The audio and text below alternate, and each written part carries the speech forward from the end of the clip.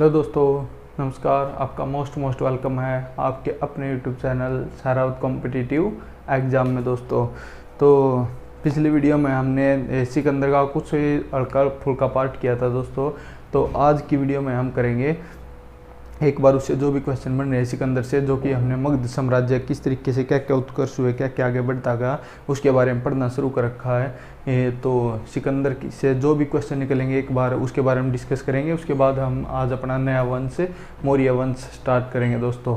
तो मौर्य वंश में चंद्रगुप्त मौर्य हुए, बिंदुसार, अशोक, ये तो लास्ट राजा वृद्धरथ हुआ। तो इनके बारे में पढ़ेंगे। तो चलिए देखते हैं एक बार सिकंदर से। सबसे पहले टाइम वेस्ट न करते हुए अपने टॉपिक पे आते हैं दोस्तों। ये आज आपको बता दूं कि आज ही नॉलेज में पढ़ा दोस्तों मेरी, अब की बार फॉर्म कितने फिलअप किए गए हैं दिल्ली पुलिस के लिए। अब की बार दोस्तों करीब 2,89,00,000 के करीब शायद फॉर्म भरे गए हैं। तो आप इससे अंदाज़ा लगा सकते हो दोस्तों, पिछली बार जब हमारे टाइम में थी भर्ती 2018 में जब हम सिलेक्ट हुए, तो उस टाइम में दोस्तों यही कोई 2017 में फॉर्म फिलअप किए गए थे। यही 17-18 लाख के करीब फॉर्म फिलअप किए गए थे। तो उसमें 7,000 वैकेंसी थी। तो अब आप कहाँ 17-18 लाख और कहाँ पर 2,89,00,000 है। तो आप अंदाज़ा लगा सकते हो दोस्तों ये कितना कंपटीशन बढ़ने वाला है। तो बेहतर तरीके से लेकर जाना होगा आपको, बेहतरीन गाइडेंस के साथ पढ़ना होगा और दिन रात एक कर देनी है दोस्तों आपको अपने सपनों के लिए और माँ बाप के सपनों के लिए दोस्तों। दिन रात एक कर दो, ये गोल्डन चांस फिर नहीं आने वाला दोस्तों।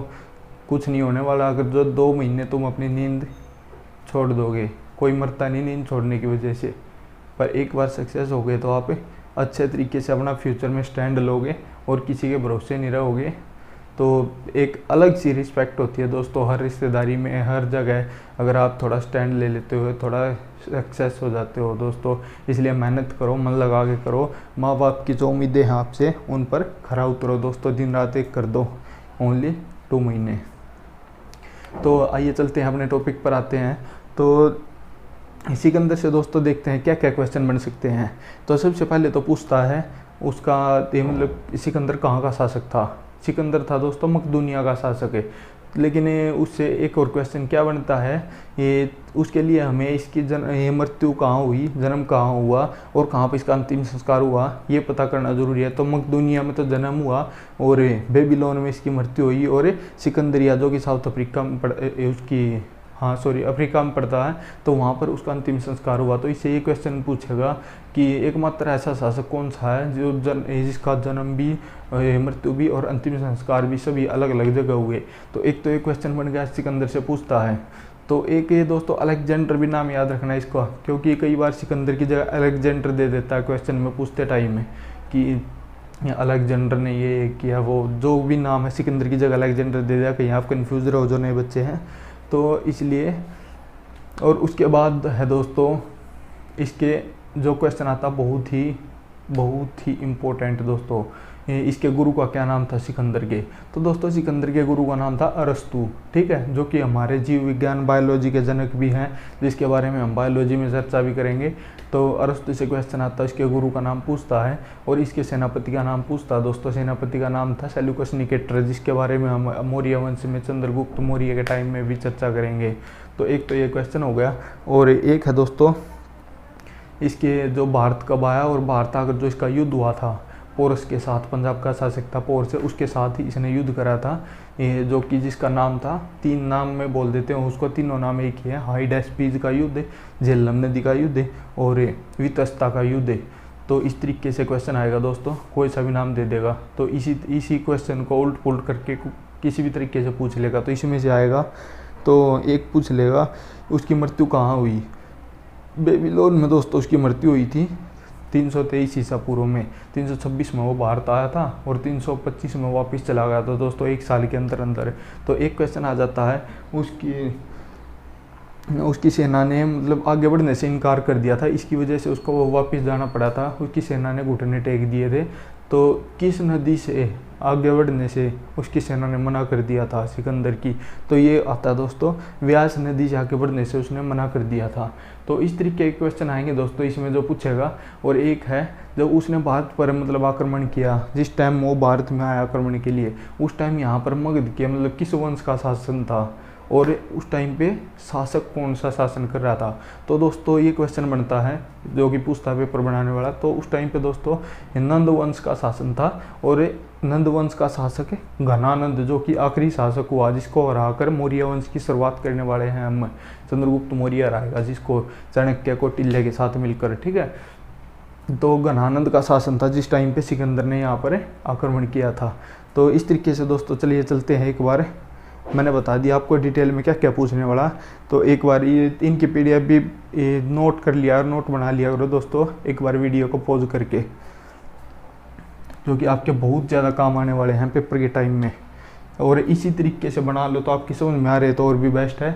एक वर्डिंग से रिलेटेड इतने वर्ड हल्के से में आप बिल्कुल छोटे छोटे वर्ड ना ही पारे के पारे लिखने पड़े, जिनको याद करने में भी दिक्कत हो, थोड़ा एक अलग सा स्टाइल भी दिखे आपको, ये थोड़ा छोटे छोटे दिखें और पढ़ने का मज़ा ही अलग है।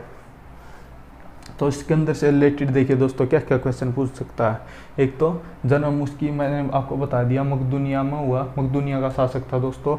और ये बेबीलोन में उसकी मृत्यु हुई, अंतिम संस्कार हुआ सिकंदरिया में, अफ्रीका में 323 में। तो इसकी मृत्यु भी ध्यान रखना कब हुई, 323 में। तो ये क्वेश्चन बनता दोस्तों, पहला शासक है जिसका जन्म, मृत्यु व संस्कार सभी अलग अलग जगह हुए हों, तो ये हो गया सिकंदर। तो इसको अलेक्जेंडर भी बोल देते हैं दोस्तों। और इसके गुरु का नाम पूछता है, इसके गुरु का नाम है दोस्तों अरस्तु। इससे क्वेश्चन पूछेगा 100 के 100। एक क्वेश्चन आता दोस्तों, जब ये मतलब भारत में आया 326 में आया था, उस टाइम पे यहाँ पर मगध का कौन सा वंश शासन कर रहा था? तो मगध का नंद वंश शासन कर रहा था। और नंद वंश में भी आखिरी शासक था उसका दोस्तों घनानंद, जिस टाइम पे वो शासन कर रहा था घनानंद। तो एक आ जाएगा दोस्तों, उसके साथ में जो उसका सेनापति था सिकंदर के, कौन था? Seleucus Nicator. याद रखना, आगे भी चर्चा करेंगे इसकी। तो फिर इसने किसके साथ युद्ध हुआ दोस्तों, जो काफ़ी फेमस हुआ? तो इसे क्वेश्चन आता है। तो सिकंदर का किसके साथ युद्ध हुआ? सिकंदर का दोस्तों पंजाब का राजा था एक पोरस, उसके साथ युद्ध हुआ झेलम नदी के किनारे। क्योंकि जो पोरस था पंजाब का शासक है, उसका एरिया पड़ता था दोस्तों, जो झेलम नदी होगी और चिनाब नदी होगी, उसके बीच का एरिया दोस्तों इसका पड़ता था। तो उसने जैसे ही झेलम नदी के किनारे पहुंचा वो, तो ये सेना भी अलर्ट हो गई पोरस की उसी टाइम एकदम। तो इसने आपस में युद्ध होना शुरू हो गया इनके बीच, लेकिन पोरस हार गया था दोस्तों, क्योंकि उसको जानकारी नहीं थी कि यहाँ युद्ध भी हो सकता है। तो अचानक से ही उसने नदी क्रॉस कर ली थी, इसके लिए वो तैयार नहीं थे। नहीं तो काफ़ी शक्तिशाली शासक था पोरस, जिसकी बहादुरी की चर्चा खुद सिकंदर ने भी की है। तो पंजाब पोरस के साथ युद्ध हुआ दोस्तों, कहाँ पर हुआ? झेलम नदी के किनारे। झेलम नदी के किनारे हुआ दोस्तों, उसको क्या बोलते हैं? हाइड स्पीज का युद्ध बोलते हैं, और झेलम नदी का युद्ध बोलते हैं, और वित्सता का युद्ध बोलते हैं। इन तीनों में से कोई भी नाम दे देगा, तीनों याद रखना। वित्सता क्यों बोला दोस्तों? जैसे कि मैंने वैदिक सभ्यता में पढ़ा चुका हूँ आपको, ये प्राचीन नाम है, झेलम नदी का ही दूसरा नाम है, इसलिए आप इसको वित्सता का युद्ध भी और झेलम नदी का युद्ध भी बोल सकते हो। तो आज के टाइम में जो नाम बोलते हैं हम नदियों के, जैसे झेलम होगी, चिनाब होगी, तो इनके प्राचीन नाम कुछ अलग थे। वैदिक सभ्यता में मैंने आपको सभी बता दिए थे जो इम्पोर्टेंट थे, और बता भी था। इनसे रिलेटेड कैसे भी नाम घुमा के क्वेश्चन पेपर में दे भी सकता है। तो इसी तरीके से झेलम का प्राचीन नाम है वित्सता, उसी तरीके से चिनाब का प्राचीन नाम है दोस्तों आस्किनी। तो इस तरीके से अलग अलग नाम है, वो मैंने बता रखा है, वो वीडियो आप देख सकते हो। तो उसके बाद इसने युद्ध कर लिया, तो पोरस से हार गया, तो सिकंदर जीत गया। लेकिन उसकी बहादुरी से काफ़ी प्रभावित हुआ दोस्तों सिकंदर। तो उसने सारा का सारा मतलब जो भी जीता था उसको वापस दे दिया, और उसके साथ दोस्ती कर ली थी दोस्तों पोरस के साथ सिकंदर ने। तो ये दोस्ती करने के बाद फिर वो आगे बढ़ गया सिकंदर, और भी काफ़ी सारे मतलब प्रांत जीते उसने, काफ़ी सारे शासकों को हराया। तो 1 साल रहा लगभग इंडिया में वो, और उसका सारा टाइम पीरियड युद्धों में ही निकल गया दोस्तों। तो 1 साल के बाद चला गया वापस क्यों गया?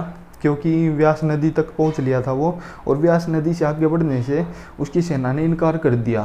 क्यों? क्योंकि एक तो मतलब काफ़ी टाइम हो गया था दोस्तों, कंडीशन ख़राब थी, कुछ बीमारी ने घेर लिया था उनको।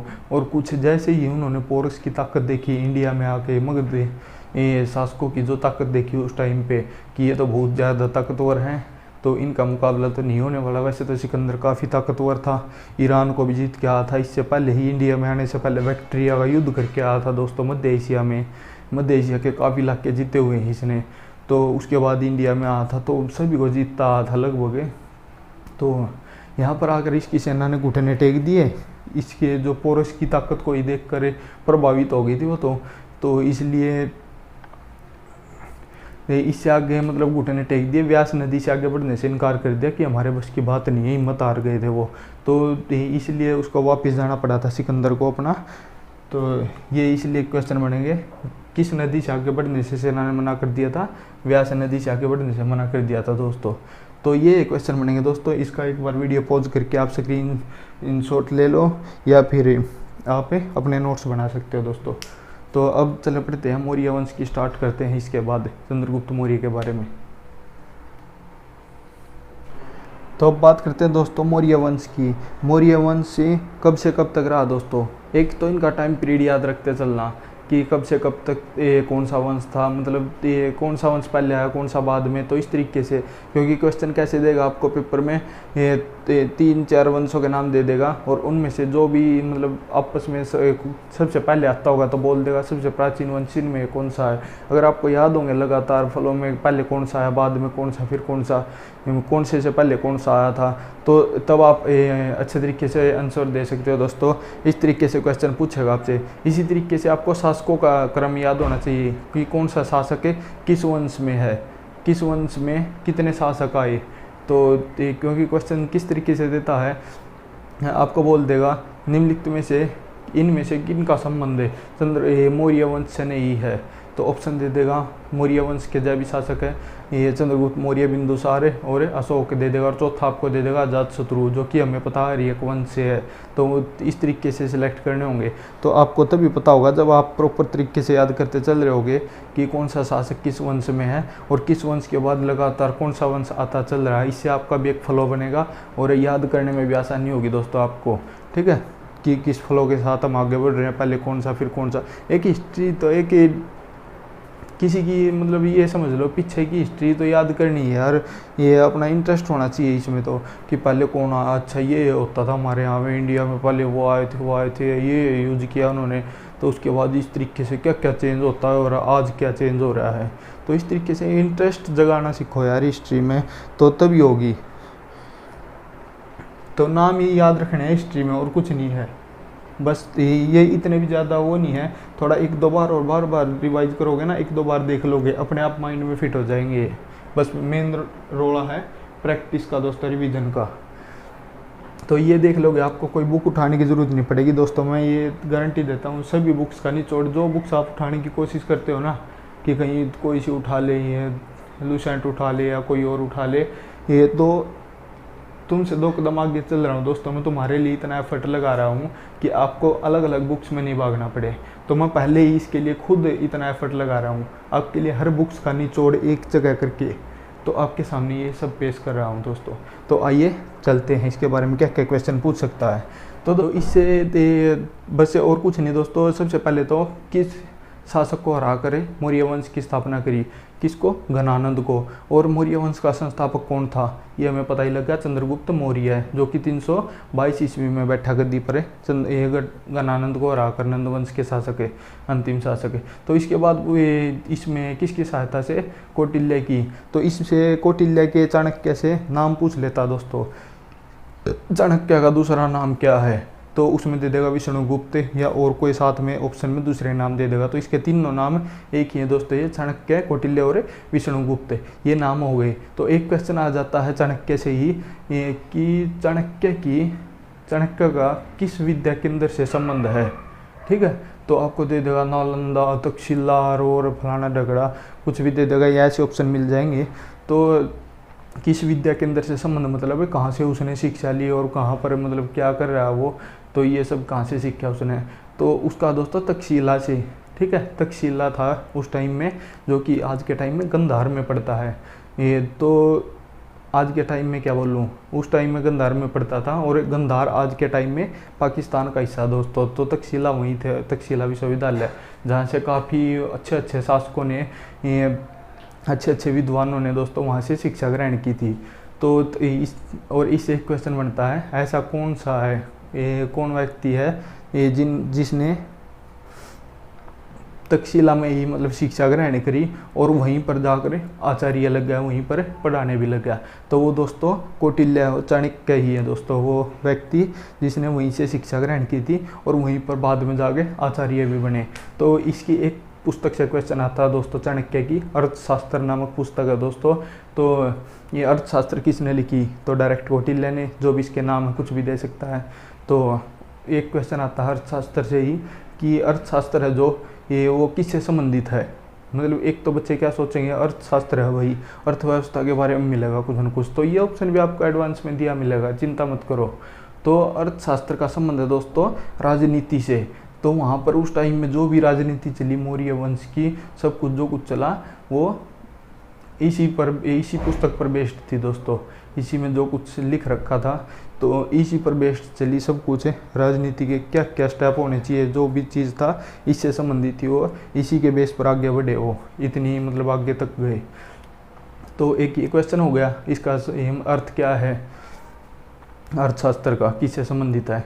तो एक क्वेश्चन बनता दोस्तों, ये जैसे सेल्यूकस निकेटर मैंने आपको बताया था, ये सिकंदर का क्या था सेनापति, और ये सिकंदर का सेनापति था दोस्तों ये। तो सिकंदर की मृत्यु के बाद इससे भी रिलेटेड एक क्वेश्चन आता है, सिकंदर की मृत्यु के बाद ये कौन सा वो, जैसे सिकंदर ये क्या थे, हिंदी यूनानी बोल देते थे इनको। तो उसकी मृत्यु के बाद कौन से जो उसका बहुत सारे राज्यों को जीत कर गया हुआ था, तो उसका पूर्वी भाग पर किसका अधिकार हो गया सिकंदर की मृत्यु के बाद। इस तरीके का क्वेश्चन मिलेगा दोस्तों आपका आया। ये तो पहले भी पूछा गया है, ये हल्के में मत लेना, जो भी बता रहा हूँ इन्हीं में से क्वेश्चन बनने हैं आपके, हल्के में मत लेना दोस्तों इनको, इन्हीं में से आएगा सब कुछ जो बता रहा हूँ। और बार बार पूछेगा, वही पूछेगा, देख लेना आप। तो इस तरीके से क्वेश्चन पूछा, उसकी मृत्यु के बाद जो उसका पूर्वी भाग, कुछ साम्राज्य बट गया था, जो पूर्वी भाग था वो उस पर किसका अधिकार हो गया, तो दोस्तों उसका सेनापति था सेल्यूकस निकेटर, उस पर उसका अधिकार हो गया। और तो इसे शासक बनने के बाद सेल्यूकस निकेटर ने भी सोचा कि चल तू भी ले हाथ पैर मार ले, थोड़े इंडिया पर भारत पर आक्रमण करके देख ले, कुछ हाथ में आ जाए। तो उस टाइम पे चंद्रगुप्त मौर्य का शासन चल पड़ा था। तो उसने जैसे ही उसने एंट्री मारने की कोशिश करी तो वहीं पर उसकी गर्दन दबा दी दोस्तों, ठीक है, सेल्यूकस निकेटर की। तो फिर उनके बीच में क्या संधि हुई, हरा तो दिया था सेल्यूकस निकेटर, 305 ईसा पूर्व में युद्ध हुआ दोस्तों उनका, तो हरा तो दिया था।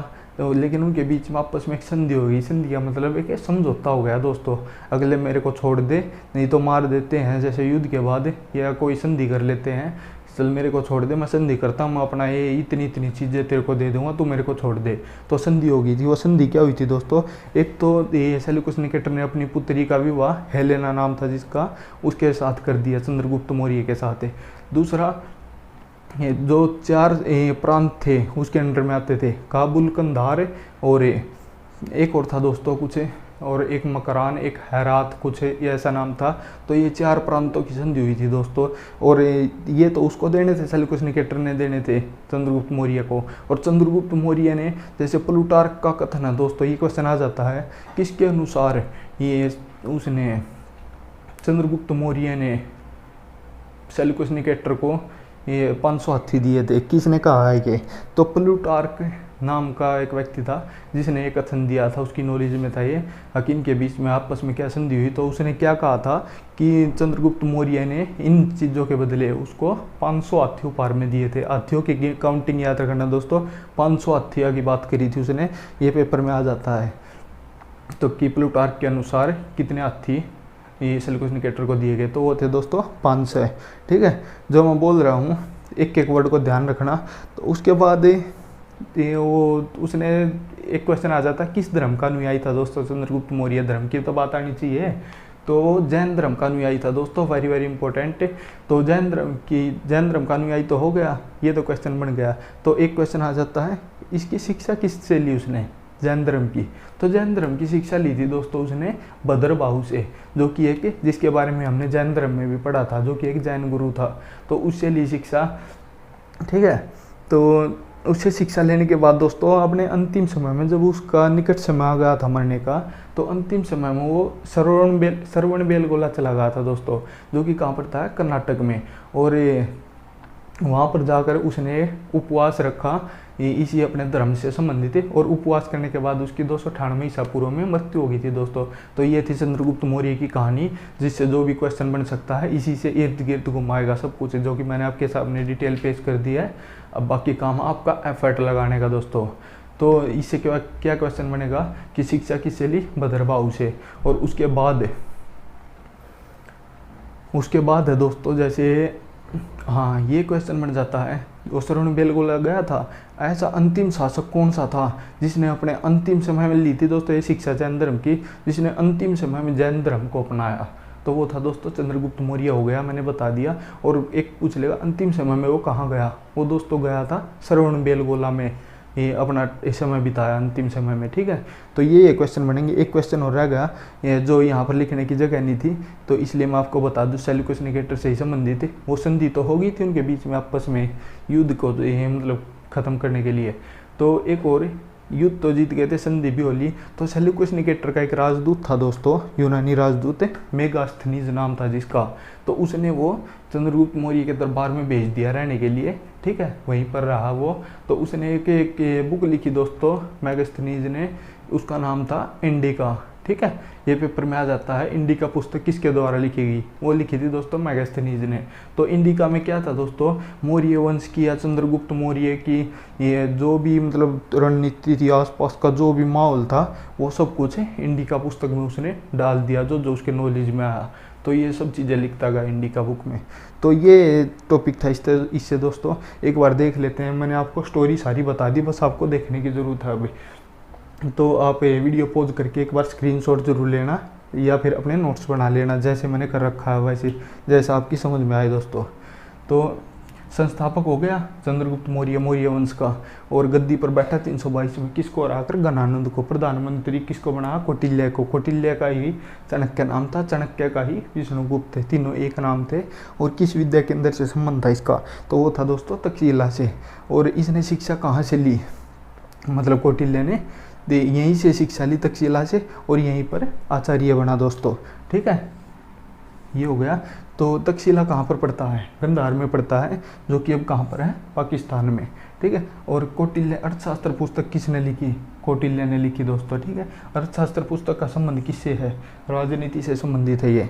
तो किस धर्म को अपनाया उसने, चंद्रगुप्त मौर्य ने जैन धर्म को अपनाया दोस्तों।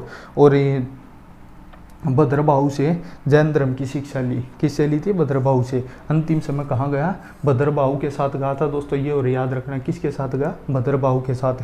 श्रवणबेलगोला गया और वहाँ पर उपवास रखा, और 298 में उसकी मृत्यु हो गई दोस्तों।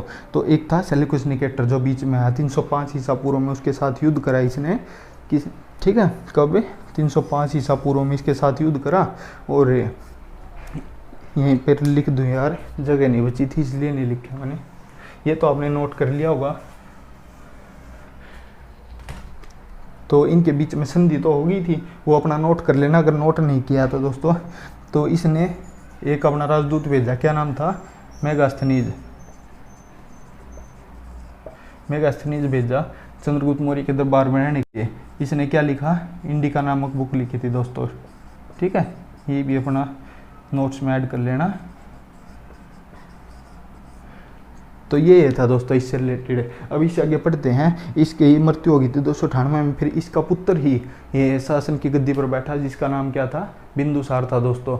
अब बिंदुसार के बारे में पढ़ेंगे, क्या क्या क्वेश्चन आने वाले हैं। तो देखिए दोस्तों, अब बिंदुसार के बारे में जो भी क्वेश्चन बन रहे हैं उनको देख लेते हैं एक बार, इनसे क्या क्या पूछ सकता है। और कुछ नहीं ज़्यादा, बस ये मेन से पॉइंट है जो मोस्टली पूछता है और पूछेगा दोस्तों। एक तो उसको क्या बोलते हैं, अमित्रघात बोलते हैं दोस्तों, पूछ लेगा अमित्रघात किसको कहा गया है, निम्नलिखित में से किस शासक को। तो अमित्रघात कहा गया दोस्तों बिंदुसार को। अमित्रघात का मतलब होता है मतलब शत्रुओं का विनाशक है, शत्रुओं का विनाश करने वाला। और एक इसी को मतलब अलग अलग नाम दिए गए हैं, भद्रसार कहा गया इसको, और सिंहसेन कहा गया दोस्तों। तो सिंहसेन जैन ग्रंथों में कहा गया दोस्तों, वो समझते थे, सिंहसेन बोलते थे इसको, ठीक है। अमित्रघात, सिंहसेन और बदरसार, मोस्टली अमित्रसार वो अमित्रघात इंपॉर्टेंट है दोस्तों बिंदुसार के बारे में जो कहा गया। उससे आगे पूछता है जो दो यूनानी शासक थे, एक तो डाइमेकस और एक डायनेशियस। डाइमेकस और डायनेशियस दोनों यूनानी राजदूत थे, वो किसके दरबार में आए थे, किस शासक के टाइम में आए थे, तो ये क्वेश्चन आता है दोस्तों। तो याद रखना बिंदुसार के टाइम में आए थे, ठीक है। तो भेजे किसने थे, ये भी क्वेश्चन पूछ सकता है, भेजे किसने थे, एंटीओकस ने। एंटीओकस ने तो डाइमेकस भेजा, और ये इतना ज़्यादा पूछता नहीं, बाकी 50-50 चांस है किसके द्वारा ये दो राजदूत भेजे गए थे। ये तो एंटीओकस ने तो डाइमेकस भेजा और टोलमी द्वितीय ने डायनेशियस भेजा। बाकी ये दो जरूर याद रखना किसके दरबार में आए थे, डाइमेकस और डायनेशियस बिंदुसार के टाइम में आए थे दोस्तों। और ये जो इससे आगे क्या पूछता है, इससे आगे पूछेगा तक्षशिला, तक्षशिला का पूछेगा दोस्तों 100 के 100। ये जो तक्षशिला में 2 विद्रोह हुए किसके शासनकाल के दौरान हुए थे, तक्षशिला के 2 विद्रोह का वर्णन किसके शासनकाल के दौरान हुआ था, तो वो हुए थे दोस्तों बिंदुसार के, ठीक है। दोनों युद्ध तक्षशिला के बिंदुसार के टाइम में हुए, और उनको रोकने के लिए ये बिंदुसार ने सबसे पहले तो इसके 2 पुत्र जो करे, पहले तो ये सुसीम हो गया, सुसीम क्या नाम है शायद यही है, सुसीम को भेजा सबसे पहले तो। और सेकंड टाइम फिर जब युद्ध हुआ, सेकंड टाइम रोकने के लिए अशोक को भेजा, जिसके बारे में आगे पढ़ने भी वाले हैं, जो कि इससे अगला शासक रहने वाला है अशोक। तो सेकंड टाइम अशोक को भेजा। तो इस तरीके से तक्षशिला के 2 युद्धों का वर्णन किसके काल में किया गया है, बिंदुसार के युद्धों को रोकने के लिए किसको भेजा, ये क्वेश्चन बनेंगे दोस्तों। और तक्षशिला के विद्रोह बिंदुसार के टाइम में हुए, इसका वर्णन कहाँ किया गया है, कहाँ से पता चला कि उसके टाइम में हुए, तो दोस्तों दिव्यावदान नामक एक रचना है, दिव्यावदान में ये बातें लिखी गई है, तो वहाँ से इसका पता चला है, ठीक है। तो मोस्टली से यही क्वेश्चन बन गए इससे। और उसके बाद फिर उस 298 में उसकी मृत्यु हो गई थी। और ये इतना इम्पोर्टेंट नहीं है, बाकी फिर भी कर लियो, 50-50 चांस आज तक तो आया नहीं। तो ये 16 राज्यों का विजेता ये बिंदुसार को किसके द्वारा कहा गया, 16 राज्यों का विजेता कहा था बिंदुसार को किसने, तारानाथ ने, जो कि एक बौद्ध विद्वान था दोस्तों। और ये आ जाता है किस धर्म का अनुयायी था, मतलब किसका अनुयायी था, ठीक है। तो आजीविक धर्म का अनुयायी था दोस्तों, आजीविक संप्रदाय का। आजीविक संप्रदाय के बारे में डिटेल करें तो इसके बारे में अब तक तो पता नहीं लग पाया है, लेकिन ये सबसे पहला संप्रदाय कहा जाता है धरती पर वैसे अगर इसकी बात करें तो। और ये लोग मतलब नग्न अवस्था में रहने वाले थे, और ना इनका कर्म कांडों में, ना भक्ति में, ना भक्ति को मानते थे, ना आत्मा को मानते थे, ना कर्मों में विश्वास रखते थे, ना दोबारा पुनर्जन्मों में विश्वास रखते थे, किसी में विश्वास नहीं रखते थे दोस्तों, जो इनके बारे में मान्यता है। तो ये आजीविक संप्रदाय का अनुयायी था दोस्तों। तो इसकी मृत्यु होगी 298 ईसा पूर्व में। और एक राजधानी देख लो दोस्तों, पाटलिपुत्र, जो कंप्लीट मौर्य वंश की राजधानी कौन सी रहने वाली है, पाटलिपुत्र है दोस्तों, कंप्लीट मौर्य वंश की राजधानी। तो ये आएंगे 298 में गद्दी पे बैठा अपने पिता की मृत्यु के बाद। और उसके बाद अमित्रघात कहा जाता है इसको, बिंदुसार को, और सिंहसेन और बदरसार ये कहा जाता है। डाइमेकस और डायनेशियस 2 यूनानी राजदूत इसके दरबार में आए। तक्षशिला के 2 विद्रोह इसी के टाइम पे हुए। पहली बार रोकने के लिए किसको, सुसीम को भेजा, दूसरी बार अशोक को भेजा। तो इसका जिक्र कहाँ किया गया, तक्षशिला का विद्रोह इसके टाइम में हुआ दिव्यावदान में। किस संप्रदाय का अनुयायी था, आजीविक का दोस्तों। और पिछला इसका बाबू जैन धर्म का अनुयायी था। तो 16 राज्यों का विजेता किसको कहा जाता है, मतलब बिंदुसार को। ये बात किसने कही, तारानाथ ने इसके बारे में कही थी। तो 269 में इसकी मृत्यु होगी। फिर इसका पुत्र दोस्तों अशोक, उसने शासन संभाला। तो अब पढ़ते हैं अशोक के बारे में जो भी क्वेश्चन आएंगे।